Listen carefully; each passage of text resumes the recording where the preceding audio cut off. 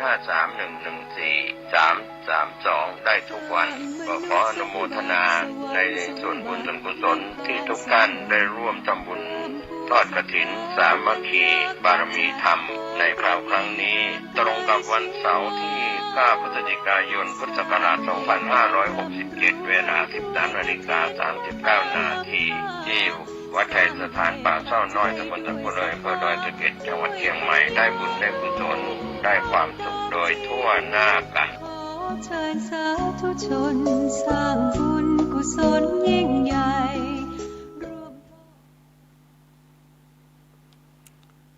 อะระหังสัมมาสัมพุทโธภควาพุทธังภวันตังอภิวาเทมิกราบพระพุทธสวากขาโตภควตาธัมโมธัมมังนัมสสามิกราบพระธรรมสุปฏิปันโนภควโตสาวกสังโฆสังฆังนะมามิกราบพระสงฆ์ขอเจริญสุขศรัทธาสาธุชนญาติโยมท่านพุทธบริษัททั้งหลายรายการธรรมะก่อนนอนและทางสถานีวิทยุ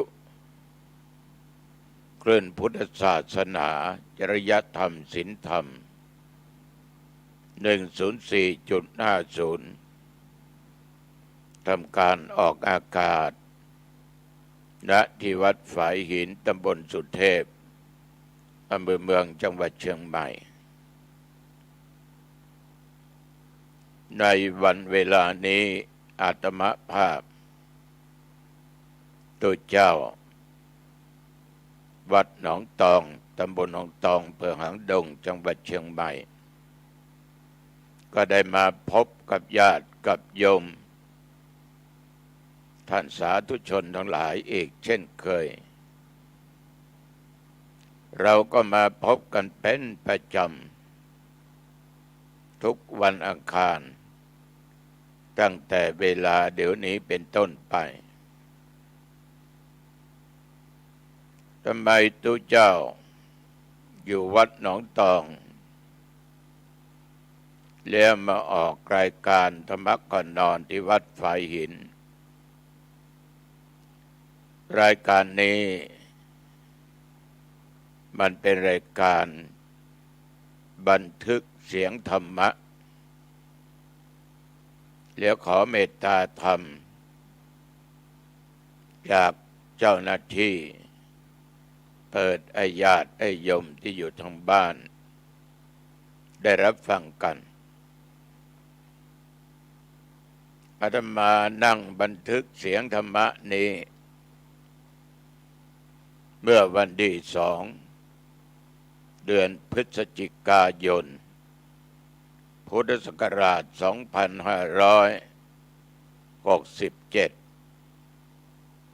เวลา 7 โมงเช้าในห้องทำงานห้องรับแขกและก็ยังเป็นห้องที่พักผ่อนห้องหลับนอนอีกทำไมเป็นอย่างนั้นก็เป็นอย่างนี้หลังจากที่อาตมาเองได้อาพาธก็ไม่เคยไปนอนบนกุฏิหลังที่เคยนอนห้องนอนที่นอนก็ไม่ได้ไปนอนก็นอนอยู่ตรงห้องทำงานห้องรับแขกห้องพักผ่อนแล้วก็เวลาที่บรรยายธรรมะอัดเสียงธรรมะนี่ก็อยู่บนเตียงนอนก็นั่งอยู่บนเตียงนอนนั่นแหละ เรื่องของธรรมะอยู่ตรงไหนก็เป็นธรรมะทั้งนั้นไม่เป็นอื่นนะเราจะไปอยู่ทิศไหนทิศใดก็ตามสถานที่ใดก็ตามธรรมะอยู่ได้ทุกสถานที่ฉะนั้นอาตมาภาพได้บันทึกเสียงธรรมะที่วัดหนองตองแต่ขอเมตตาธรรมเจ้าหน้าที่ได้เปิดเสียงธรรมะให้ญาติโยมที่อยู่ทางบ้านได้รับฟังกันขอขอบใจนะต่อญาติโยมทั้งโยมผู้หญิงโยมผู้ชายทุกเพศทุกวัยทุกสารทิศแม้แต่พระคุณเจ้าที่ฟังรายการนี้ผมต้องขออนุโมทนาขอบใจอาตมาต้องขออนุโมทนาขอบใจในน้ำจิตน้ำใจของทุกคนที่ให้กำลังอกกำลังใจในการฟังธรรมะก็เรียกว่าวันคืนผ่านไปไม่เป่าไม่เปล่าประโยชน์จากเวลาที่มันผ่านหนึ่งอาตมาได้ทำกิจและหน้าที่นำธรรมะมาเผยแผ่โดยที่ไม่มีใครนิมนต์แต่ทางสถานีวิทยุแบ่งปันเวลาถวายเวลาให้เราก็ทำหน้าที่ของเราในรายการธรรมะก่อนนอนญาติโยมท่านพุทธบริษัททั้งหลายก็ได้ทำหน้าที่ของท่านทั้งหลายได้ฟังธรรมะจากพระอาจารย์องค์นั้นองค์นี้แต่ละองค์แต่ละหัวข้อธรรมท่านทั้งหลายก็มีชื่อว่าเป็นพุทธบริษัทเราทั้งหลายก็เหมือนพี่น้องเดียวกันเราเป็นศิษย์ตถาคตเป็นลูกของพระพุทธเจ้าคือภิกษุก็หมายถึงพวกอาตมาทั้งหลายที่เข้ามาบวชเป็นพระในพุทธศาสนา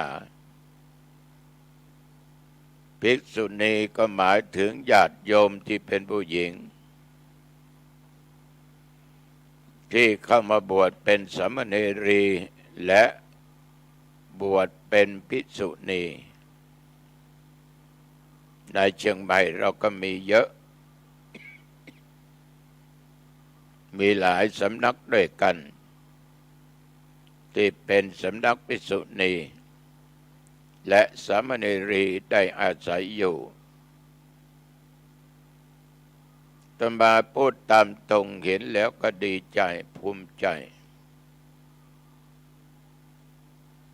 เพราะเราได้พูดเสมอว่าพุทธบริษัทก็คือภิกษุและภิกษุณี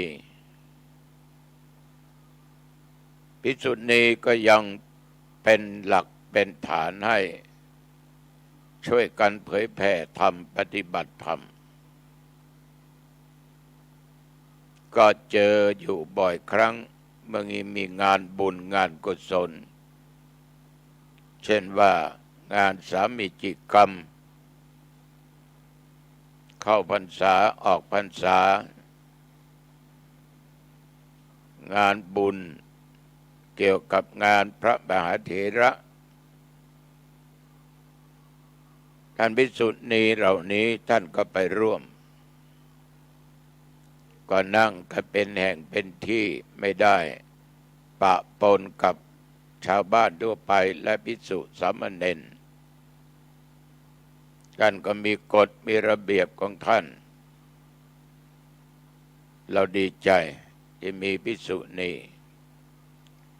อุบาสกก็คือญาติโยมผู้ชายทั้งหลายญาติโยมทั้งหลายที่เป็นผู้ชายนายนั้นนายนี้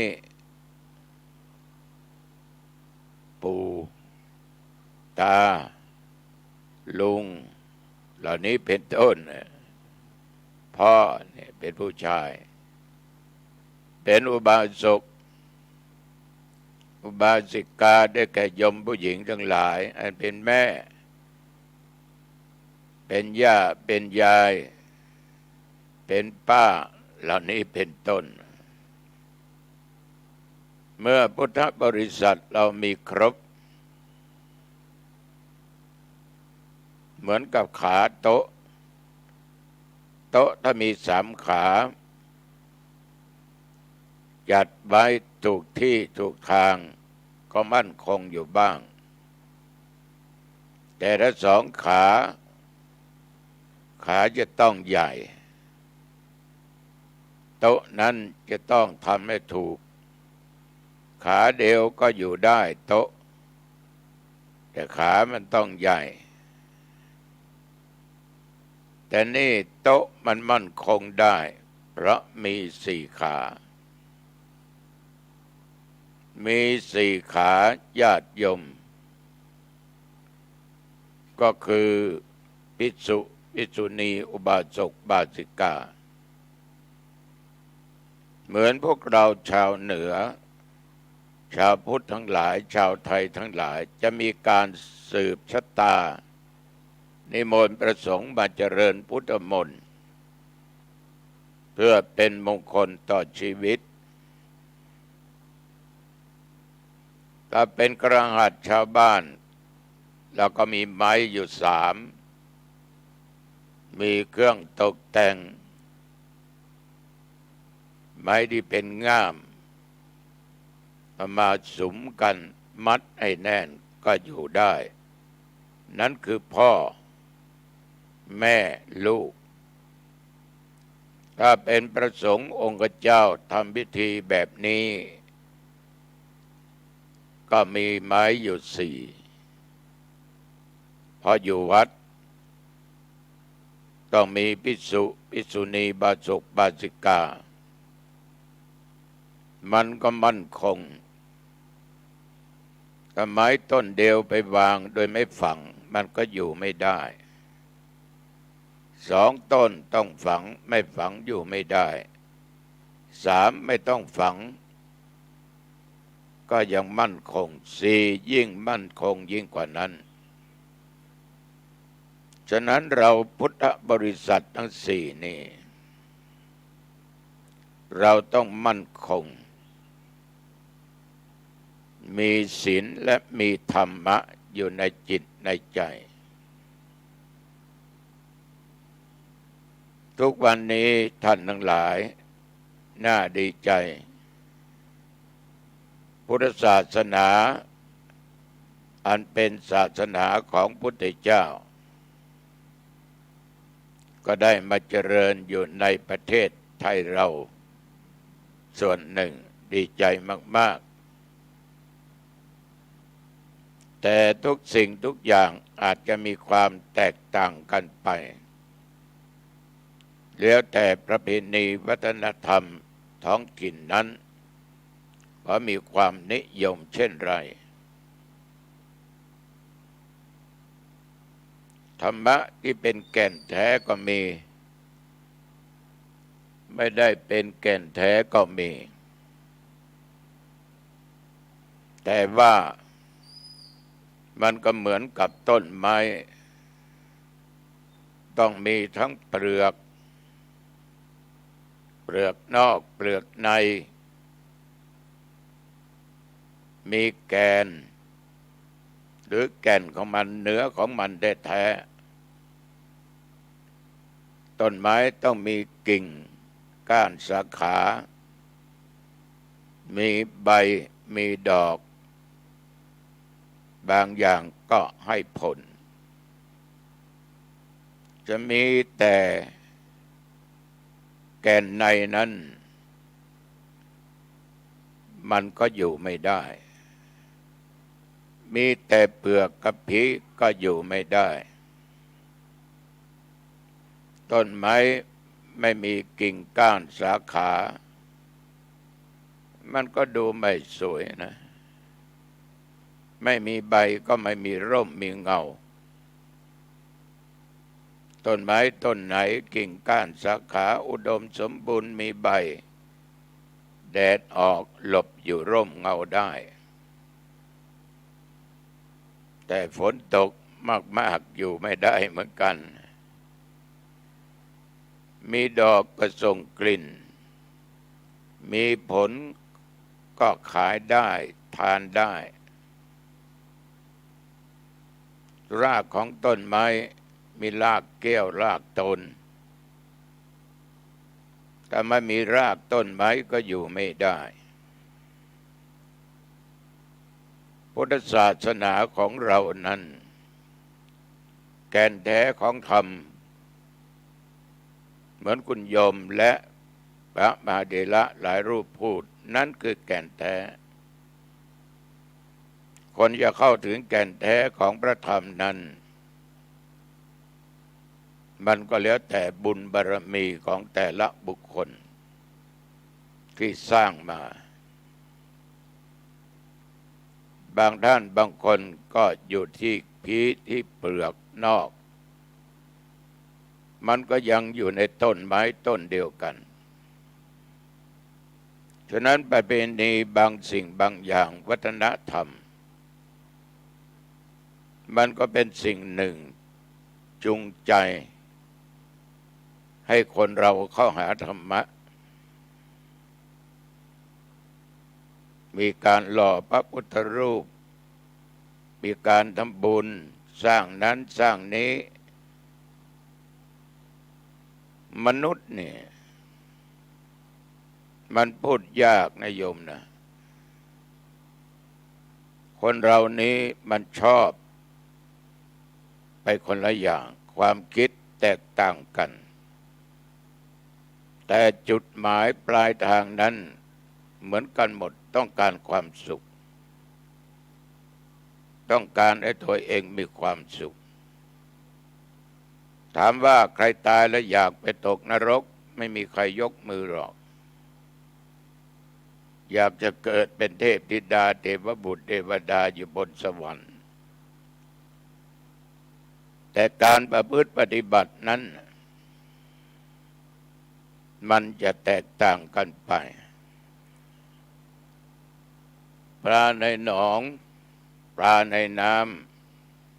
ำเราจะจับปลาก็ต้องเอาน้ำในบ่วงนั้นออกจนหมดอยู่ตามลำน้ำลำเหมืองก็ต้องมีแหมีอวนมีเบ็ดไปตกมีไซไปดักก็จึงจะได้ปลาฉะนั้นญาติโยมเรื่องของธรรมะมันเป็นเรื่องของจิตใจเป็นเรื่องของคนเป็นเรื่องของบุญบารมีแต่ละคนที่สร้างไว้ฉะนั้นในวันนี้ธรรมาภาพก็จะได้นำเอาธรรมะในมรรค8ยังเคยมีปัญหาสอบนักธรรมสมัยเป็นเนนถ้าอยากไปนิพพานไปทางไหน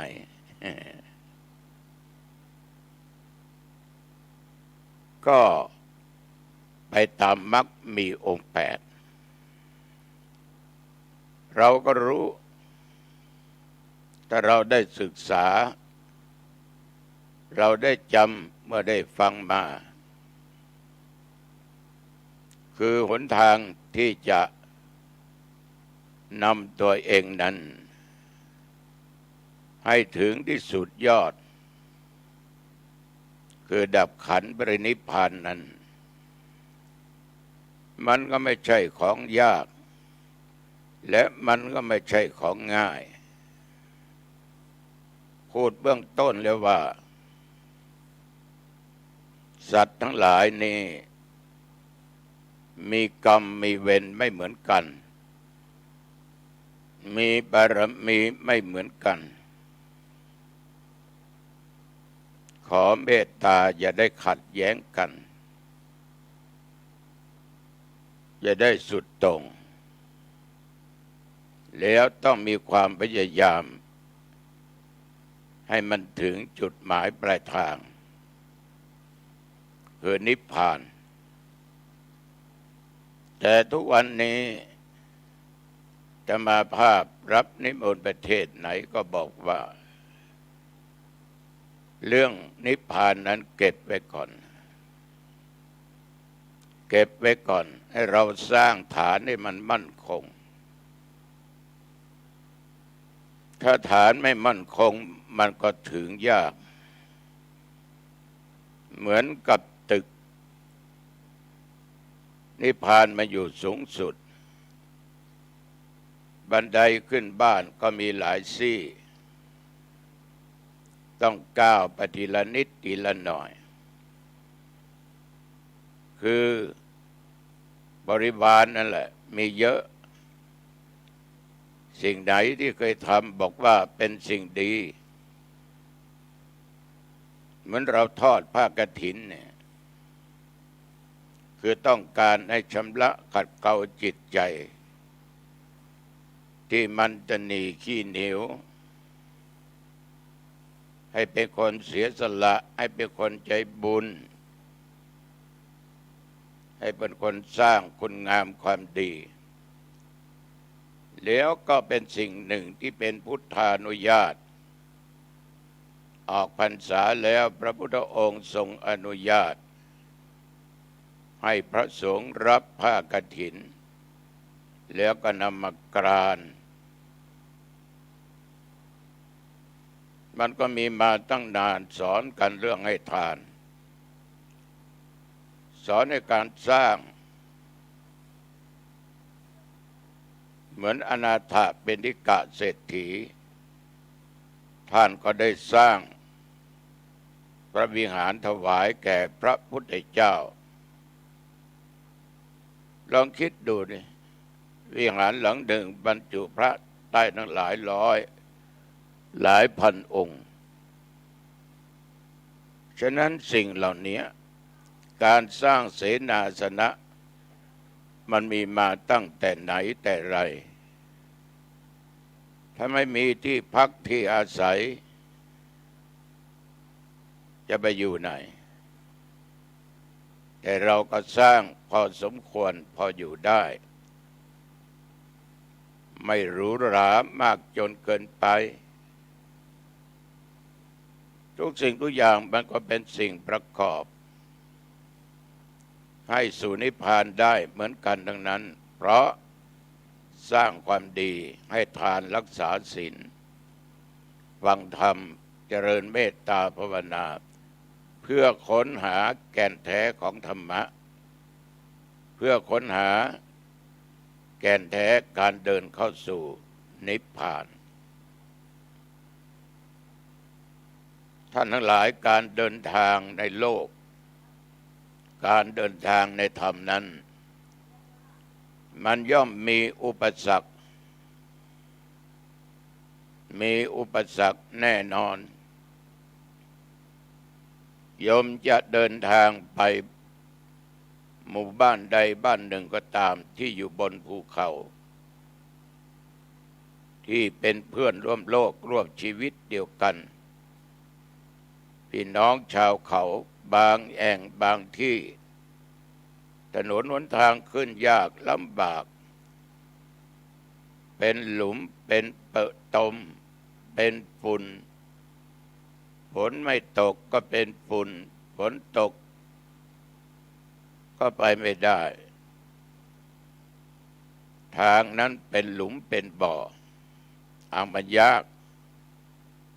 แถมอีกความเจริญไฟฟ้าก็ไม่มีเหมือนบ้านเราเมืองเราสมัยก่อนหนทางบางแห่งนั้นมีอุปสรรคเดินไปรถวิ่งไปทางก็เทคอนกรีตมีต้นไม้หักขวางทางก็ไปไม่ได้หรือน้ำมันมากพัดเอาถนนเสียหายคอสะพานขาดลำน้ำนั้นสะพานขาดเพราะน้ำตีมันก็ไปไม่ได้ถามว่าจะไปเส้นอื่นได้ไหมได้แต่มันจะต้องเสียเวลาหน่อยการเดินทางของเราทั้งหลายในโลกนี้ก็ยังมีอุปสรรคเยอะแยะสมัยก่อนหนองตองนี่จากบ้านช่างกระดาษทางเส้นนั้นไปถึงลำพูน8 กิโลไม่ได้เทคอนกรีตไม่ได้ลาดยางเป็นหลุมเป็นฝุ่นเป็นเปอะตมเวลาฝนตกต้องใช้เวลาวิ่งเป็นหลายชั่วโมงบางทีรถก็ไปติดลมคนอยู่ในรถต้องลงมาเข็นช่วยกันแต่มาเป็นเนนก็เคยเจอแต่เดี๋ยวนี้จากปากทางช่างกระดาษไปลำพูนมันก็ใช้เวลาไม่เกิน30 นาทีท่านใดพูดอย่างนั้นก็มันก็ต้องมีอุปสรรคมีถนนคนก็เดินรถก็แยะคนก็ข้ามถนนไปฝั่งโน้นบ้างฝั่งนี้บ้าง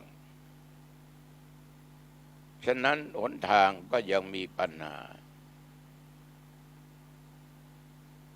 สาธุชนญาติโยมทั้งหลายในการที่จะเดินทางไปถึงฝั่งนิพพานได้นั้นจะปฏิบัติตามมรรคมีองค์8มรรคแปลว่าหนทาง8 เส้นมีสัมมาทิฏฐิสัมมาสังกัปปะสัมมาวาจาสัมมากัมมันตะสัมมาอาชีวะสัมมาวายามะสัมมาสติและสัมมาสมาธิ8 เส้นทางนี้เป็นทางใหญ่แต่ละเส้นโยมทั้งหลายไม่ใช่ย่อยยากก็ว่าได้ง่ายก็ว่าได้อยู่ที่บารมีของแต่ละบุคคลฉะนั้นการปฏิบัติธรรมศึกษาธรรมขอให้คนนั้นตั้งใจทำเราอย่าว่ากันเลยอย่าว่ากันเลยจริงบางครั้งเราอาจจะรู้ธรรมะเป็นของจริงถูกต้องพระธรรมวินัยเป็นของจริงของบัญญัติเป็นศาสนคำสอนของพระพุทธเจ้าจริงแต่ด้วยสติปัญญาของคนเรามันปฏิบัติไม่เหมือนกันการปฏิบัติให้ถึงตามแนวมรรคมีองค์8มันจะต้องมีอุปสรรคเรามักจะได้ยินได้ฟังบ่อยครั้งตัวนั้นก็คือนิวรณ์5นิวรณ์เป็นธรรมอันกั้นจิตไม่ให้บรรลุความดีเนี่ยทุกคนก็จะมีนิวรณ์เหมือนกันหมด ไม่ว่าคุณจะอยู่ชั้นไหนชั้นใดเรียนจบนักธรรมตรีโทเอกปริญญาธรรมถึง9 ประโยคคุณจะมาจากชาติตระกูลใดก็ตามจะเป็นนักบวชไม่ใช่นักบวชก็ตามทุกคนปฏิเสธไม่ได้ว่าต้องมีนิวรณ์เหมือนกันทุกคนที่มันเป็นกั้นจิตไม่ให้บรรลุความดีแต่เมื่อเราสามารถข้ามพ้นจากสิ่งเหล่านี้ไปได้เดินไปทำมรรคมีองค์8ได้เราก็จะไปถึงสุดยอดแห่งความสุขไม่ต้องเวียนว่ายตายเกิดอยู่ในโลกสงสารระวังจะมาคิดเสมอว่าทุกคนนี่มันจะมีความพอใจรักใคร่ในอารมณ์ที่ชอบใจเหมือนกันหมดใครปฏิเสธไม่ได้เห็นรูปสวยใจก็ติดผ้าที่นุ่งห่มชอบสีน้นชอบสีนี้ชอบชุดนั้นชุดนี้ก็เป็นอารมณ์ที่เกิดขึ้นกับใจเขาเอาสีนั้นมาให้กูไม่ชอบกูอีกแล้วก็เป็นอุปทานยึดมั่นว่าตัวกูมีความรักในสัตว์ในหมูในหมาในแมวรักเพื่อนมนุษย์ด้วยกันบางคนชายก็รักชายหญิงก็รักหญิงผู้ชายรักผู้หญิงผู้หญิงรักผู้ชายตัวอารมณ์เหล่านี้แหละที่จะเป็นตัวกั้นไม่ให้เราบรรลุความดีเพราะเราไปติดอยู่ในรูปแต่ว่าแล้วแต่ละบุคคลสามารถสกัดได้ไหมตัดได้ไหมถ้าเราสามารถสกัดมันได้ตัดมันได้ไม่ให้เกิดอารมณ์อย่างนี้ขึ้นเพราะถ้ามันเกิดแล้วทำให้จิตใจวุ่นวายฉะนั้นจึงมีคดีฆ่ากันตายเยอะก็เพราะว่ามันหลงในอารมณ์ผู้หญิงคนนี้ของข้าใครอย่าแตะผู้ชายคนนี้ของกูมึงอย่าแตะเลยฆ่ากันตายชิงดีชิงเด่นยื้อแย่งกันในที่สุดตายตัวเองก็ติดคุกติดตารางไม่ได้อะไรสักอย่างหลงในรูปโยมจะทานอันนั้นจะฉันอันนี้เป็นพระกูไม่ทานเพราะกูไม่ชอบญาติโยมระวังปากระวังจิตระวังตาระวังหูคนเราทุกคนมีตาหูจมูกลิ้นกายและใจต้องระวังสิ่งเหล่านี้อย่ารับสิ่งที่เป็นอันตรายต่อการเดินทางไปสู่นิพพานได้เราเป็นโชเฟอร์เป็นสารถีขับรถจะเป็นรถจักรยานยนต์รถยนต์รถเก๋งรถอะไรก็ตามถ้าขาดสติพังทุกรายบางคนขับรถด้วยความคึกขนองสายตามองไปเห็นผู้หญิงผู้ชายหรือมองโน่นบนนี้โอ้แมวตัวนี้น่ารักนะหมาตัวนี้น่ารักนะคนนี้สวยดีนะหล่อดีนะเผลอแป๊บเดียวเกิดอุบัติเหตุฉะนั้นญาติโยมพอใจรักใคร่ ในอารมณ์ที่ชอบใจมีรูปเป็นต้นกามฉันทะนี่แหละตัวสำคัญเป็นตัวกั้นจิตใจในการใฝ่ธรรมศึกษาธรรมแต่ถ้ามามองดูญาติโยมเนี่ย100 คนพันคนที่มันจะหลงอย่างนี้ถ้า100%ไม่เกิน10อีก40ก็พอทำใจได้50นั้นปรุงปล่อยวางได้ไม่ให้มีอิทธิพลในด้านจิตใจแต่คนเราเผื่อจะถึงนั้นโอ้โยมหนึ่งอยู่ที่บารมีของแต่ละบุคคลเราจะให้เหมือนกันหมดเป็นไปไม่ได้พุทธศาสนาเป็นศาสนาธรรมาธิปไตย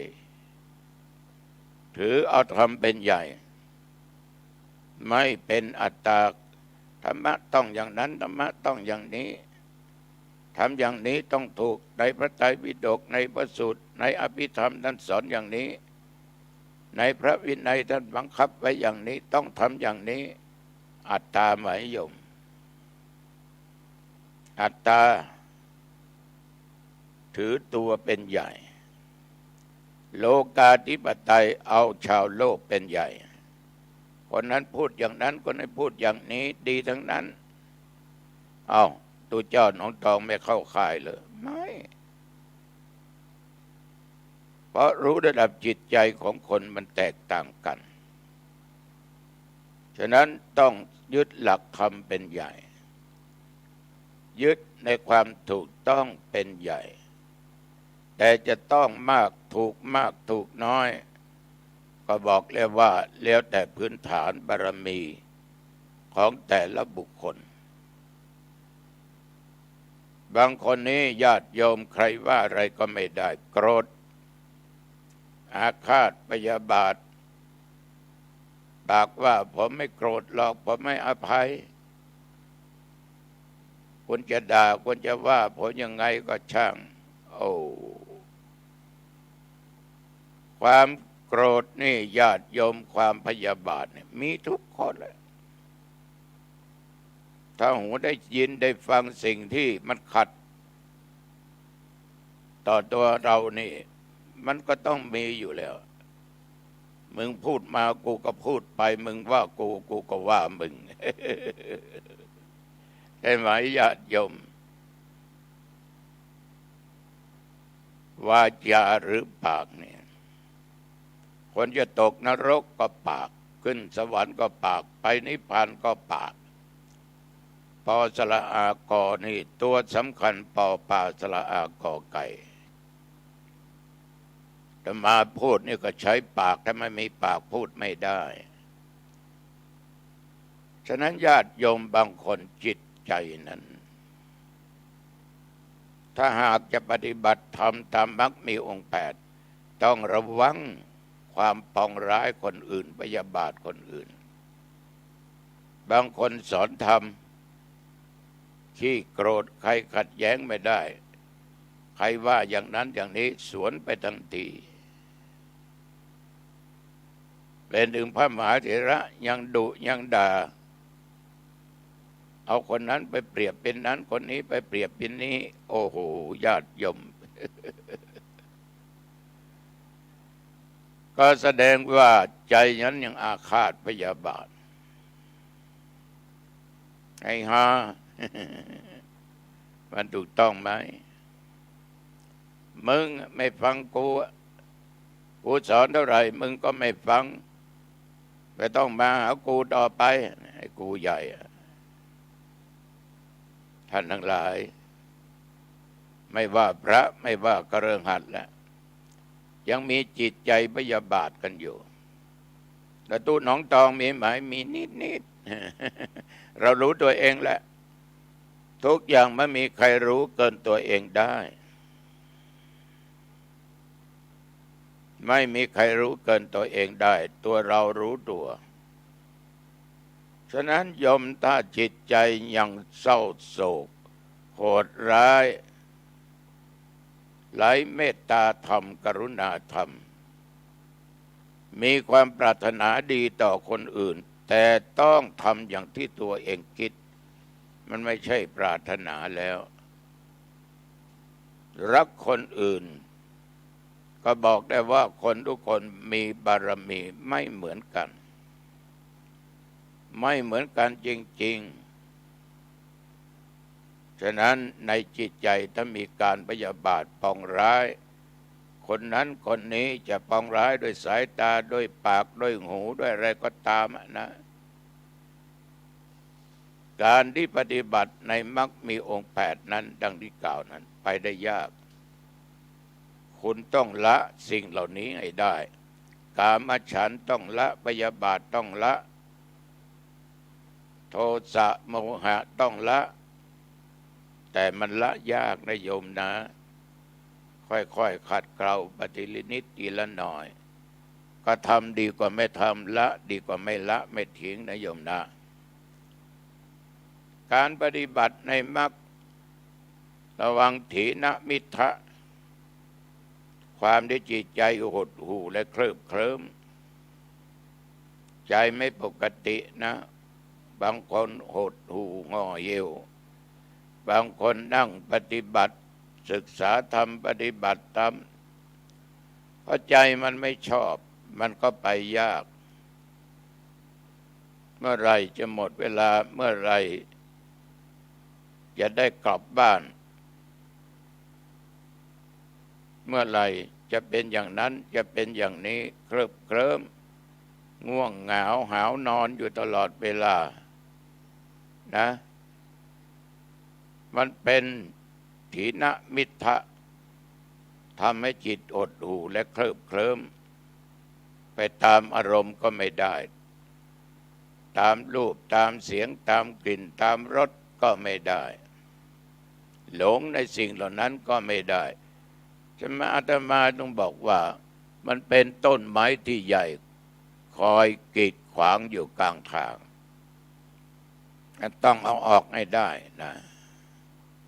ทุกวันนี้คิดว่าไม่มีใครยกต้นไม้ต้นนี้ออกได้แต่บางคนก็ขยับขยื่นไปเยอะนะ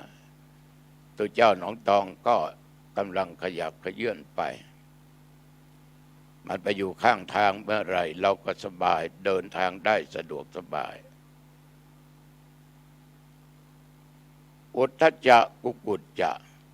ฟุ้งซ่านและรำคาญคนอื่นบ้าง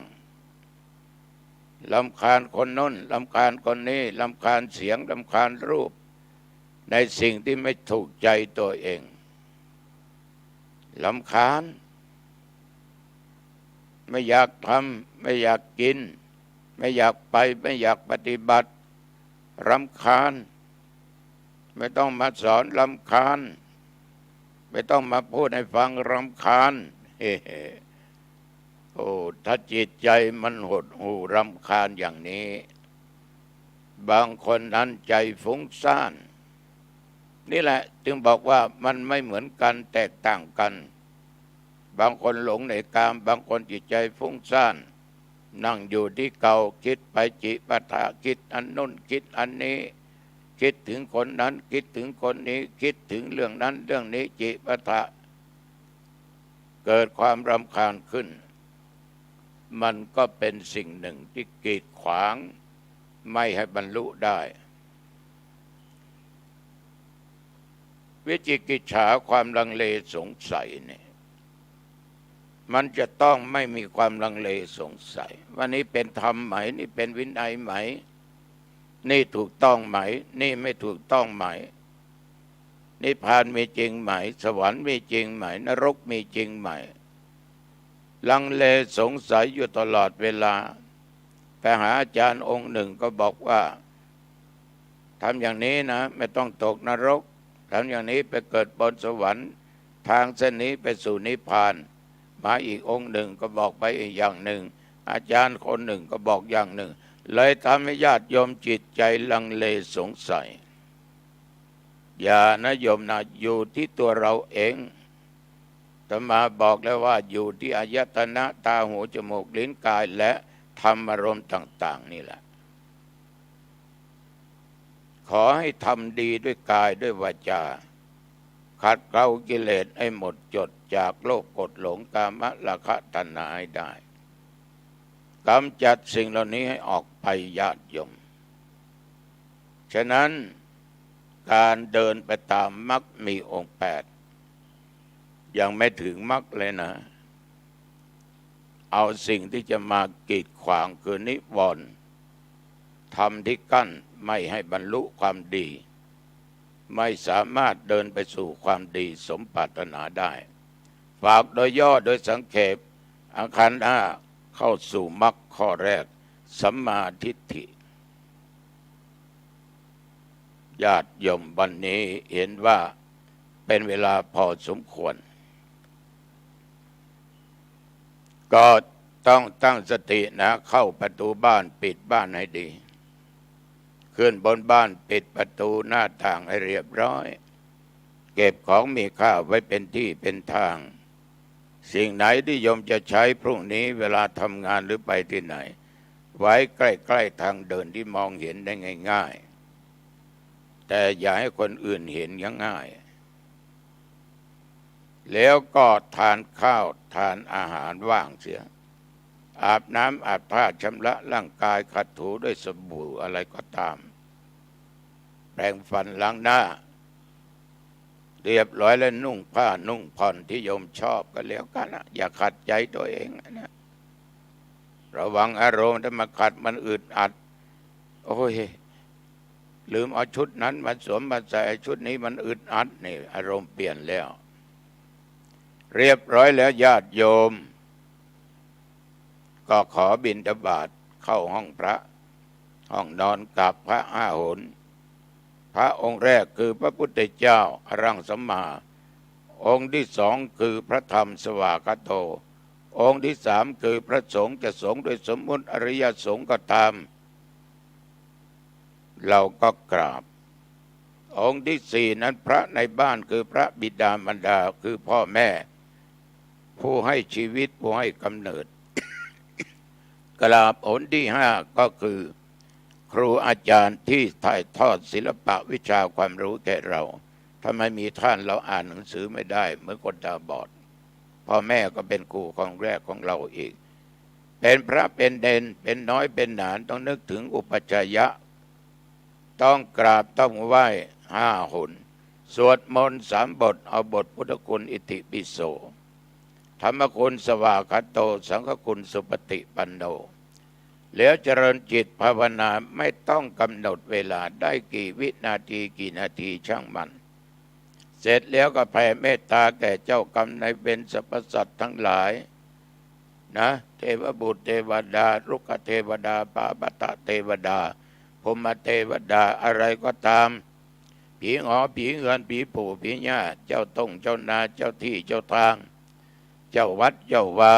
สรรพสัตว์เจ้ากรรมนายเวรแผ่เมตตาผู้มีพระคุณพ่อแม่ญาติพี่น้องทั้งหลายครูบาอาจารย์แผ่เมตตาหมดแล้วก็นึกถึงตัวเองบ้างแผ่เมตตาว่าข้าพเจ้าเกิดมาชาตินี้หรือชาติไหนก็ตามอันว่าความอดความอยากด้วยวัตถุปัจจัยเงินทองสิ่งของต่างๆที่ไร่ที่นาบ้านที่อยู่ที่อาศัยขอจงบังเกิดแก่ข้าพเจ้าจะได้อดได้อยากเกิดมาชาติไหนชาติใดความทุกข์ความยากต่างๆขาดแคลนด้วยปัจจัยอย่าได้มีขอข้าพเจ้าเจริญโดยปัจจัย4ที่อยู่ที่อาศัยคือเสนาสนะเครื่องนุ่งห่มนะให้มีความสุขทั้งกายทั้งใจให้มีลาภยศสุขละเสริญก็ปรารถนาเอาแล้วญาติโยมก็นอนหลับสบายตื่นมาก็สดชื่นนะเอาละวันนี้พอสมควรนะสัพพิติโยวิวัชชันตุสัพพะโลกโควินัสตุมาเตภวะตวันตรโยสุขีติขายุโกภวะอภิวาทานะสีริสนิจังวุฒาปัจจายโนจัตตารโอธรรมาวัฏันติอายุวันโนสุขังพลังพบกันใหม่อังคาร